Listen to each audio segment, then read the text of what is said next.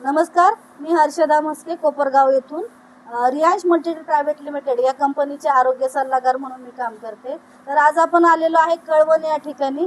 तर या ठिकाणी मंगला थोरात या मावशींना आपण काही दिवसांपूर्वी अमृत ज्यूस दिलं होतं। तर अमृत ज्यूस कशासाठी दिलं होतं आणि अमृत ज्यूस घेण्या अगोदर त्यांना काय त्रास होता, अमृत ज्यूस घेतल्यानंतर त्यांना काय रिझल्ट मिळाला हे आपण ऐकू त्यांच्याच तोंडून। नमस्कार मावशी।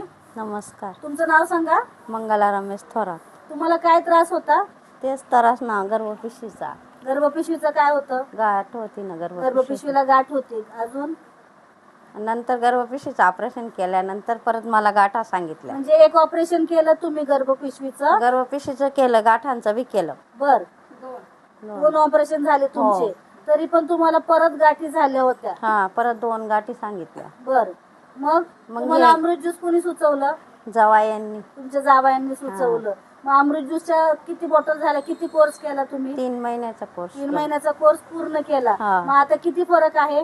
भरपूर फरक पडला मला। त्या गाठी विरघळल्या तुमच्या? हा। आणि डॉक्टरांनी गर्भपिशवीचा कॅन्सर सांगितलं होतं असं कळलं मला। हो बरोबर? हो। बघा मित्रांनो, मावशींना गर्भपिशवीचा कॅन्सर होता। गर्भपिशवीचा कॅन्सरमुळे त्यांना अगोदर गाठी झाल्या होत्या, त्याचं ऑपरेशन त्यांनी केलं, त्यानंतर त्यांनी गर्भपिशवीचंही ऑपरेशन केलं।